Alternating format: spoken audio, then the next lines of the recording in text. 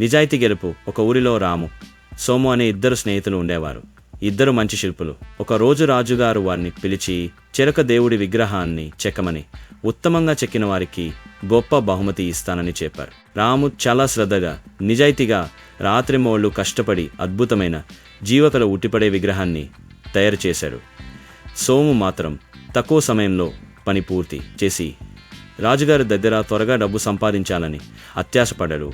అందుకే విగ్రహాన్ని సరిగ్గా చెక్కకుండా పైపైన మెరుగులు దిద్ది మోసం చేయాలనుకున్నాడు. రాజుగారు ఇద్దరి విగ్రహాలను చూశారు.